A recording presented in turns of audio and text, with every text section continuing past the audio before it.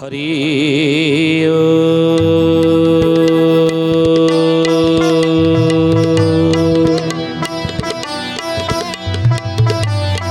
ओम भूर्भुवः स्वः तत्सवितुर्वरेण्यं भर्गो देवस्य धीमहि धियो यो नः प्रचोदयात्।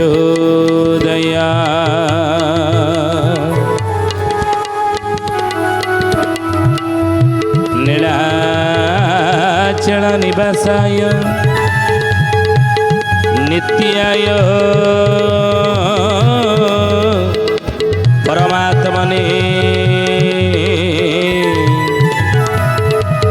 बलभद्र सुभद्राभ्यं जगन्नाथ यते नमः।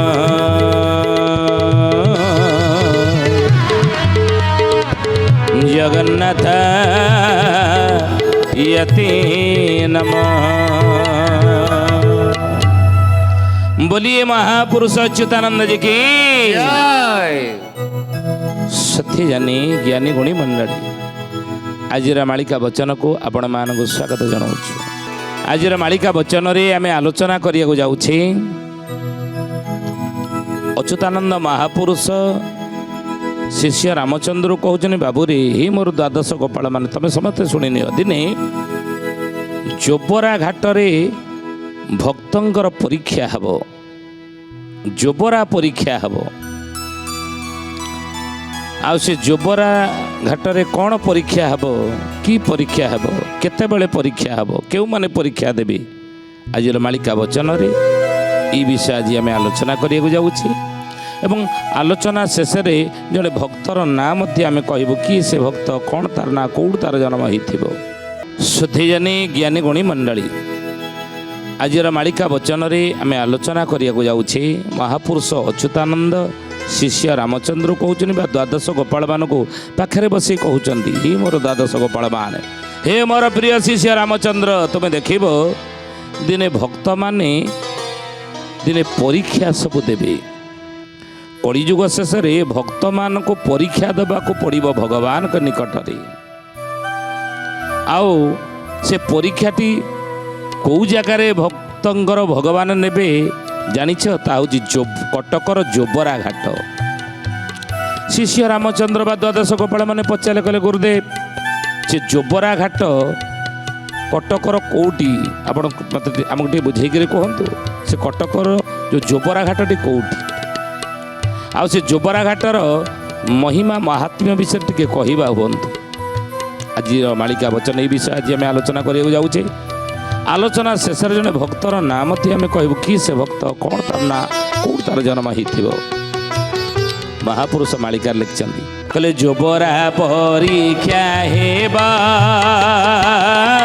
लक्ष लक्ष लोक रुंडा होइबा जे नीलमाधव देखा होइब सुजने जे नीलमाधव देखा होइब सुजने जे। जोबरा परीक्षा हब भक्त माने कौटी परीक्षा देवे जोबरा रे परीक्षा देवे। से जोबराटी कौटी कटक कटकर जोबरा घाट गोटे अच्छी ସେଇଠି ଭକ୍ତମାନେ ଦିନେ ପରୀକ୍ଷା ଦେବେ ବୋଲି ଅଚ୍ୟୁତାନନ୍ଦ ମହାପୁରୁଷ ମାଳିକା ଲେଖିଛନ୍ତି। ଆମେ କହୁନୁ ମାଳିକାରେ ଲେଖା ଅଛି ଏ କଥା। ଆପଣ କହିବେ ଭକ୍ତମାନଙ୍କୁ କାହିଁକି ପରୀକ୍ଷା ଦେବାକୁ ପଡ଼ିବ ନା ପଡ଼ିବନି ନା ସମସ୍ତେ ଯଦି ଭକ୍ତ ହେଇଯିବେ ତାହେଲେ ଆଉ ସଂସାର ତ ସ୍ୱର୍ଗ ହେଇଯିବ ନା।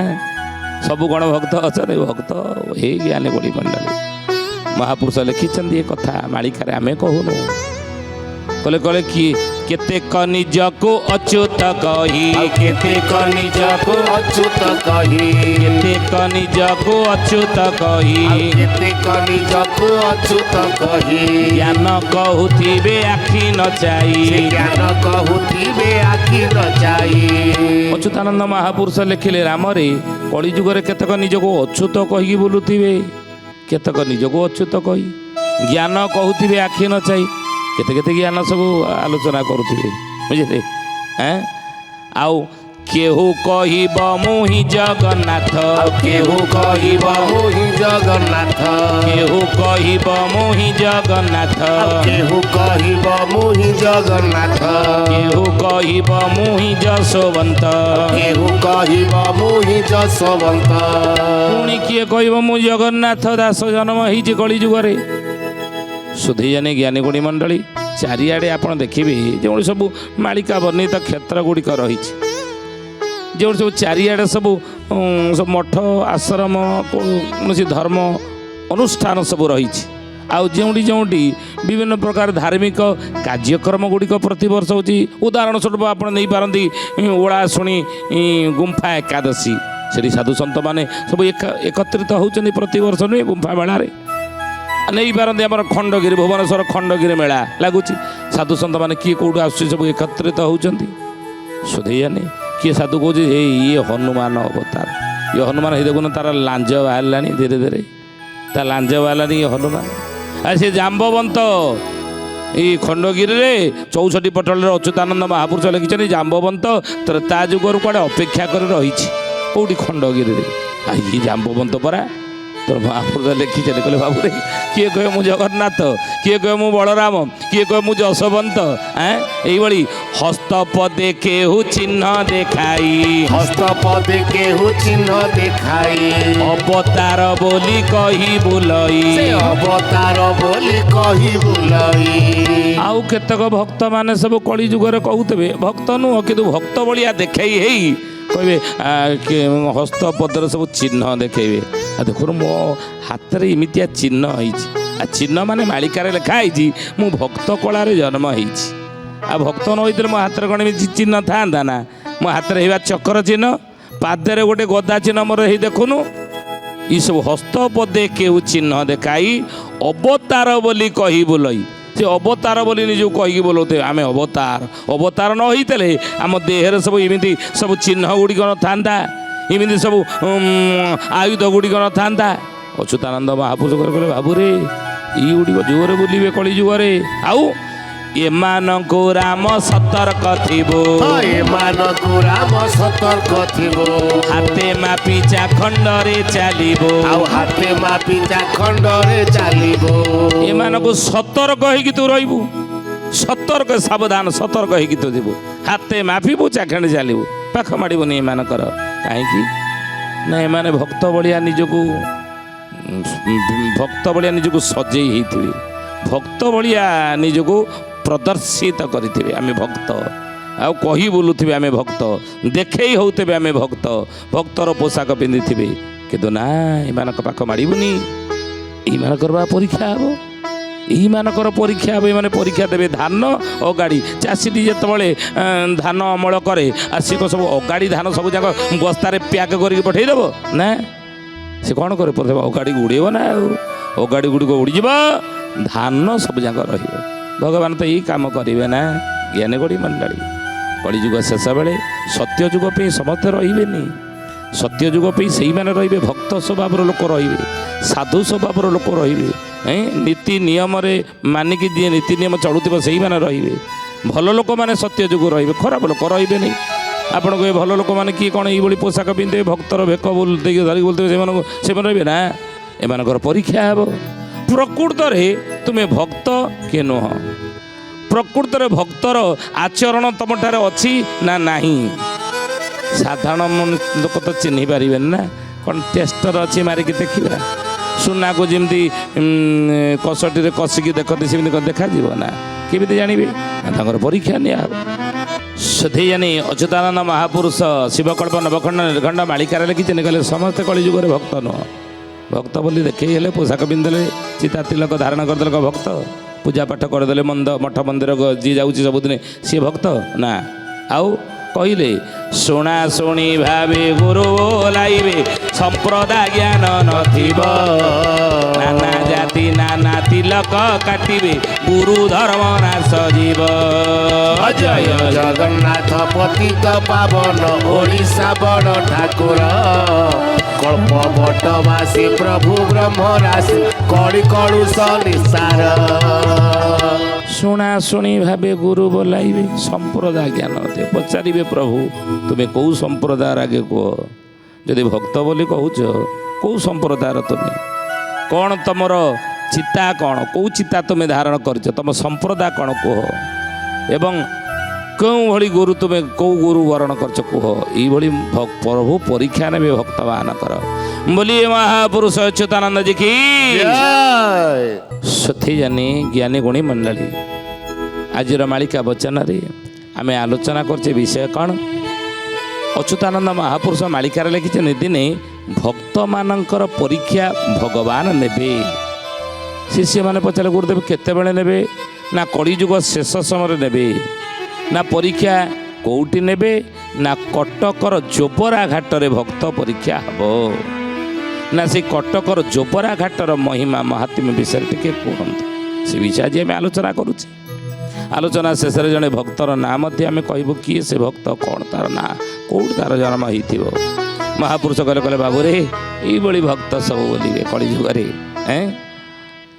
ଭିକ୍ଷା ଡଙ୍ଗା ଗୋଟା ବୁଡ଼ାଇ ଦେବେ, ଭିକ୍ଷା ଡଙ୍ଗା ଗୋଟା ବୁଡ଼ାଇ ଦେବେ, ଭିକ୍ଷା ଡଙ୍ଗା ଗୋଟା ବୁଡ଼ାଇ ଦେବେ, ଭିକ୍ଷା ଡଙ୍ଗା ଗୋଟା ବୁଡ଼ାଇ ଦେବେ।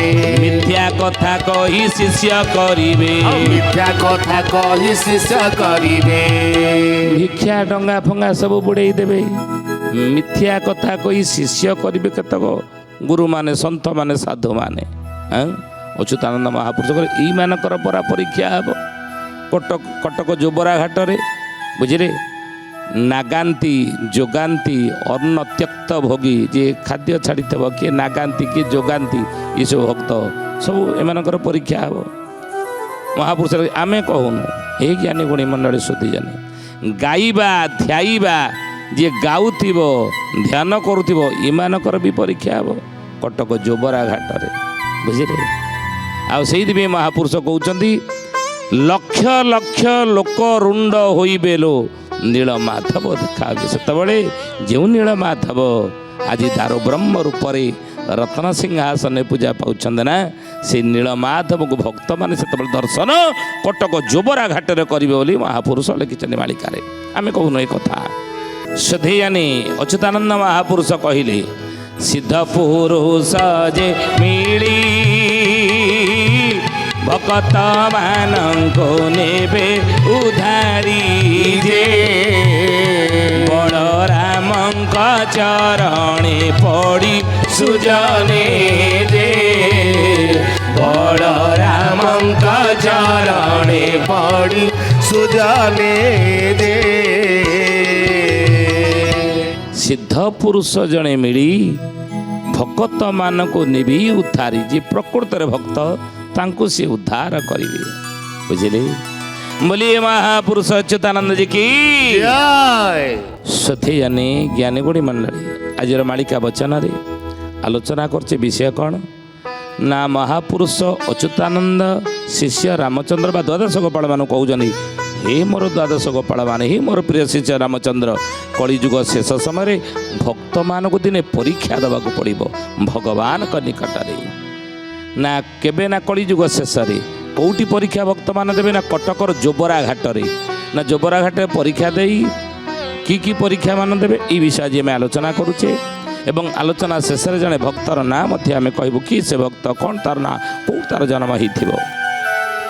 ମହାପୁରୁଷ କହିଲେ ଯେ କଟକ ଜୋବରା ଘାଟରେ ସେହି ସମୟରେ ଜଣେ ସିଦ୍ଧ ପୁରୁଷ ଜଣେ ଆସି ମିଳିବେ। ସେ ଭକ୍ତମାନଙ୍କୁ ସବୁ ଉଦ୍ଧାର କରି ନେଇଯିବେ। ଭଲ ଯେଉଁମାନେ ଠିକ୍ ଭକ୍ତ, ଠିକ୍ ଯାହାଙ୍କଠାରେ ଭକ୍ତର ଲକ୍ଷଣ ଥିବ। ଆପଣ କହିବେ ଭକ୍ତର କ'ଣ ଗୋଟେ ଲକ୍ଷଣ ଥିଲେ ଜଣେ ଭକ୍ତ ହେଇପାରିବ? ହଁ, ଭକ୍ତର ଯଦି ଗୁଣ ନଥିବ, ଭକ୍ତର ଯଦି ଲକ୍ଷଣ ନଥିବ, ଭକ୍ତର ଯଦି ଆଚରଣ ନଥିବ, ତାହେଲେ ଆମେ ତାକୁ ଭକ୍ତ କହିବା ନା। ଶିଷ୍ୟ ରାମଚନ୍ଦ୍ର ପଚାରିଲେ ଗୁରୁଦେବ ଭକ୍ତର ସେମିତି କିଛି ଲକ୍ଷଣ କ'ଣ ଅଛି? କ'ଣ ଲକ୍ଷଣ ଥିଲେ ଜଣକୁ ଭକ୍ତ ଆମେ କହିପାରିବା ସେମିତି କହୁନାହାନ୍ତି। ନା ଅକ୍ରୋଧ ବୈରାଗ୍ୟ ଜିତେନ୍ଦ୍ରିୟାଣୀ କ୍ଷମା ଦୟା ସର୍ବଜନଂ ପ୍ରିୟଂଚ ନିର୍ଲୋଭ ଦାନି ଭୟ ଶୋକହୀନ ଭକ୍ତ ପ୍ରମାଣ 10 ଲକ୍ଷଣଂ ଚ କହିଲେ 10ଟି ଲକ୍ଷଣ ଯାହାଠାରେ ଥିବ କଳିଯୁଗରେ ତାକୁ ଭକ୍ତ ବୋଲି ତୁମେ ଜାଣିବ। ଆଉ ଯଦି ଇ 10ଟି ଲକ୍ଷଣ ଯାହାଠାରେ ନାହିଁ ଆଜିକାଲି ଭକ୍ତର ପୋଷାକ ପିନ୍ଧିଛି କି ଭକ୍ତର ଭେକ ଧାରଣ କରିଛି ସିଏ ଭକ୍ତ ନୁହଁ, ସିଏ ପରୀକ୍ଷାରେ ଉତ୍ତୀର୍ଣ୍ଣ ହେଇପାରିବ ନାହିଁ। ପ୍ରଭୁ ତାର ପରୀକ୍ଷା ନେଲା ବେଳେ ସିଏ ଉତ୍ତୀର୍ଣ୍ଣ ହେଇପାରିବନି।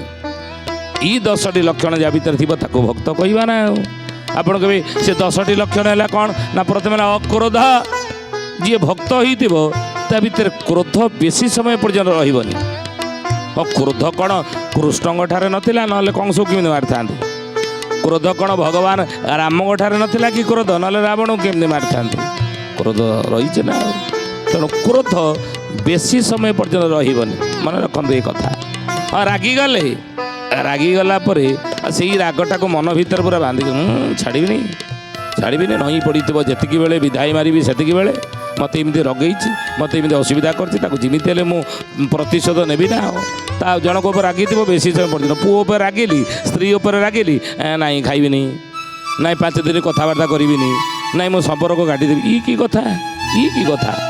ରାଗିଦେଲେ ପୁଣି ପର ମୁହୂର୍ତ୍ତରେ ଆପଣ ପୁଣି ବରଫ ହେଇଯିବେ। ନିଆଁ ହେଇଥିବେ ପୁଣି ବରଫକୁ ପଡ଼ିଆ ଆସିବେ। କ୍ରୋଧଟା ଏଇଭଳି ରହିଲେ ଭଲ। ଆଉ ସେ କ୍ରୋଧ ବେଳେ ମଧ୍ୟ ଏ ଜ୍ଞାନୀ ଗୁଡ଼ି ମଣ୍ଡଳୀ ଶୋଧିଯାନି ମହାପୁରୁଷ ଲେଖିଛନ୍ତି ଅନେକ କଥା। କ୍ରୋଧ ଯଦି ଆସିଲା ତାର କାଳକୁ ଟିକେ ପରିବର୍ତ୍ତନ ତତ୍କ୍ଷଣାତ୍ କରିବା ପାଇଁ ଚେଷ୍ଟା କରିବି। କ୍ରୋଧଟା ଆସେ ବର୍ତ୍ତମାନ ସମୟ ପାଇଁ। ଘରେ ଗୋଟେ ପୁଅଟେ ମୋର ଗୋଟେ ଭଲ ଦାମୀ ଜିନିଷଟା ଭାଙ୍ଗିଦେଲା, ମୋ ରାଗ ହେଲା ତାପରେ। ମୁଁ ତାକୁ ଗୋଟେ ଚଟକଣା କାନ ମୂଳିଆ ଗୋଟେ ଢା ହେଇକିରି ପକେଇବି, ତାହେଲେ କ'ଣ ହେବ? ତାର ଅସୁବିଧା କାଳେ କାନରେ ବାଜିଗଲା କି ପଡ଼ିଯିବ ସିଏ। ତେଣୁ ଭବିଷ୍ୟତ କଥା ଚିନ୍ତା କରିବା। ସେତେବେଳେ କ୍ରୋଧଟା ଆସିଲା ବର୍ତ୍ତମାନ କାଳ ପାଇଁ, ଘଟଣା ପାଇଁ, ତାକୁ ଭବିଷ୍ୟତ କାଳ ସହିତ ଯୋଡ଼ିଦେବା। ନାଇଁ ମୁଁ ଗୋଟେ ରାଗଟା ଆସିଗଲା, ଯଦି ଚଟକଣାଟେ ବସେଇକି କାନ ମୁଣ୍ଡରେ ବାଜିବ ଆଉ ତାର କ'ଣ ଅସୁବିଧା ହେଇଯିବ ଭବିଷ୍ୟତରେ। ତେଣୁ ତାକୁ ଭବିଷ୍ୟତ କାଳ ସହିତ ଯୋଡ଼ିଦେଲେ କ୍ରୋଧକୁ କଣ୍ଟ୍ରୋଲ କରିବାର ଇଏ ହେଉଛି ସୂତ୍ର। କ୍ରୋଧ ଉପରେ କଣ୍ଟ୍ରୋଲ ଆମେ ରଖିପାରିବା। କ୍ରୋଧ ଆସିବ କିଛି ନିମିଷ ମାତ୍ର, ବେଶୀ ସମୟ ପର୍ଯ୍ୟନ୍ତ ନୁହଁ। ବୈରାଗ୍ୟ ହେଇଥିବ, ସବୁ ଭିତରେ ଥିବ, କାହା ଭିତରେ ନଥିବ। ବୁଝିଲେ? ମନ ଭିତରେ କିଛି ରଖିବନି, ମୋହ ରଖିବନି। ବୈରାଗ୍ୟ ପୁରା ବୈରାଗୀ। ବୁଝିଲେ? ମହାପୁରୁଷ ଲେଖିଛନ୍ତି ଏ କଥା। ବୈରାଗ୍ୟ ଅର୍ଥ ସବୁ ପ୍ରତି ବୈରାଗ୍ୟ ଭାବନା। ଘର ପରିବାର ଏ ସଂସାର ଏସବୁ ଭଗବାନଙ୍କର। ଅର୍ଥ କଲକତରା ପୋକଟି ଯେମିତି ପଙ୍କରେ ରହିଥାଏ ତା ଦେହରେ ପଙ୍କ ଲାଗେ ନାହିଁ। ତେଣୁ ବୈରାଗ୍ୟ କହିଲେ କ'ଣ? ଶ୍ମଶାନ ବୈରାଗ୍ୟ, ମର୍କଟି ବୈରାଗ୍ୟ ଏସବୁ ରହିଛି। ମର୍କଟି ବୈରାଗ୍ୟ କ'ଣ? ମାଙ୍କଡ଼ଟା ଗୋଟେ ଗଛର ଡାଳରେ ବେଶୀ ସମୟ ବସିକି ରହିପାରିବନି। ଆପଣ ଦେଖିବେ ଗୋଟେ ମାଙ୍କଡ଼ଟା ସେଇ ଡାଳ ଯେଉଁ ଡାଳରେ ବସିଥାଏ ସେଇ ଡାଳରେ ପର୍ଯ୍ୟାପ୍ତ ପରିମାଣରେ ଖାଦ୍ୟ ତା ଖାଇବା ପାଇଁ ଥିଲେ ମଧ୍ୟ ସିଏ ଡେଇଁକି ପୁଣି ଆଉ ଗୋଟେ ଡାଳକୁ ଯାଇକି ସେଠୁ କିଛି ଖାଦ୍ୟ ଖାଇଦେବ। ପୁଣି ତାକୁ ଛାଡ଼ି ଆଉ ଗୋଟେ ଡାଳ ଆଉ ଗୋଟେ ଫଳ ଛିଣ୍ଡେଇ ପକାଇବ। ଗୋଟିଏ ଡାଳରେ ବସିକି ତା ମନ ସନ୍ତୁଷ୍ଟ କରିପାରିବ ନାହିଁ ଖାଦ୍ୟ ଖାଇକରି। ଅର୍ଥ ଆଉ କହନ୍ତି ମର୍କଟି ବୈରାଗ୍ୟ ସମ୍ପନ୍ନ ବ୍ୟକ୍ତି। ଏ ସମାଜରେ ଅନେକ ରହିଛନ୍ତି। ପରିବାର ଭଲ ଲାଗିଲାନି, ସଂସାର ଭଲ ଲାଗିଲାନି, ସେ ପରିବାରରେ ଯଦି ଅଶାନ୍ତି, ନାଇଁ ଯାଉଛି ମୁଁ ଅଠ ବାଡ଼ିକି ପଳେଇବି, ଅମକେଇ ଦୀକ୍ଷା ମୁଁ ନେଇଯିବି, ଅମକେଇ ଗୁରୁ ବରଣ କରିବି। ସେଥିରେ ବର୍ଷେ 6 ମାସ ଗଟେ ବୁଲି ସତ୍ସଙ୍ଗ କରି ନା ଏଇଟା ଆଉ ଭଲ ଲାଗୁନି, ଆଉ ନୂଆ ଗୁରୁ ବାହାରିଛନ୍ତି, ଯାଉଛି ସେଠିକି ଯିବି। ଆଉ ତାଙ୍କର ନେଇଗଲେ, ନାଇଁ ନୂଆ ଠାକୁର ପୁଣି ବାହାରିଲେଣି, ଚଟକିନି କାମ ହେଇଯାଉଛି, ସେଠିକି ଯାଇକି ଯୋଡ଼ି ହେବି। ଏଭଳି ମର୍କଟି ବୈରାଗ୍ୟ, ଶ୍ମଶାନ ବୈରାଗ୍ୟ। ଶବ ପଡ଼ିଲା ବେଳେ ଯେଉଁ ବୈରାଗ୍ୟ ଆସେ, ସଂସାର ଭାଇ କ'ଣ ଅଛି, ଦୁନିଆରେ କିଛି ନାହିଁ, ଆସିଥିଲା ଖାଲି ହାତରେ ଭାଇ ଗଲା, କ'ଣ ଆମେ ନେଇକି ଯିବା, କୁଣ୍ଡା କୁଣ୍ଡି ହେଇଯାଆନ୍ତି, ଘରକୁ ଆସିଲା ବେଳକୁ ଯୋଉ କଥାକୁ ସେଇ କଥା। ଏ ଶ୍ମଶାନ ବୈରାଗ୍ୟ। ଶାଶ୍ୱତ ବୈରାଗ୍ୟ କାହାକୁ କହନ୍ତି ନା ସବୁ ଭିତରେ ଥିବେ, କେଉଁଥିରେ ନଥିବେ ଯୋଡ଼ି ହେଇକି। ମନକୁ କେଉଁଥିରେ ବୁଡ଼େଇବେ ନାହିଁ, ମନ ପ୍ରଭୁଙ୍କ ଠାରେ ବୁଡ଼େଇକି ରଖିଥିବେ। ଇଏ ହେଉଛି ପ୍ରକୃତ ଭକ୍ତ। ଏଇ ସ୍ୱଭାବର ଭକ୍ତ ହିଁ ପରୀକ୍ଷା, ଯୋବରା ଘାଟ ପରୀକ୍ଷାରେ ଉତ୍ତୀର୍ଣ୍ଣ ହେବେ। ଆଉ ଭକ୍ତର ଲକ୍ଷଣ କ'ଣ ଆମେ ଆସନ୍ତା ଅଧ୍ୟାୟରେ ଆଲୋଚନା କରିବା। ସୁଧୀଜାନି ଜ୍ଞାନୀ ଗୁଣୀ ମଣ୍ଡଳୀ, ଆଜି ତ ସମୟ ହେଇଛି, ଆସନ୍ତୁ ବାଣୀକି ବିରାମ ଦେବା। ସେ ପ୍ରଭୁଙ୍କର ନାମ ନାହିଁ, କିନ୍ତୁ ତାପରେ ଜଣେ ଭକ୍ତର ନାଁ କହିବା। କି ସେ ଭକ୍ତ, କ'ଣ ତାର ନାଁ, କେଉଁଠି ତାର ଜନ୍ମ ହେଇଥିବ? କହିଲେ ସାରଙ୍ଗ ପଡ଼ାରେ ତ୍ରିପୁରା ସାଧକ, ବସନ୍ତ ପାଳ ତା ନାମ, বসন্ত পাড়তা নাম হে সুজনে বসন্ত পাড়তা নাম বনমালী পুরে বক্রতুণ্ডী যন্ত্র এ অটে গোপতম রাম শোণা সুজনে গুণী বেଳ କାଳ ଆସି ଲାଣି ହେ ଶୁଣ ସୁଜନେ ଗୁଣି ତ୍ରିପୁରା ସାଧକ ଜଣେ ସାରଙ୍ଗପଡ଼ାରେ ବସନ୍ତପାଳ ନାମରେ ଜନ୍ମଗ୍ରହଣ କରିଥିବ। ସୋଧେଇଜାନି ଏ ଭକ୍ତର ନାଁ ଆମେ କହିଲୁ ଆପଣ ଠାବ କରିବେ। ଆଜି ତ ସମୟ ହେଇଛି, ଆସନ୍ତୁ ବାଣୀକି ବିରାମ ଦେବା ସେ ପ୍ରଭୁଙ୍କର ନାମ ନେଇ।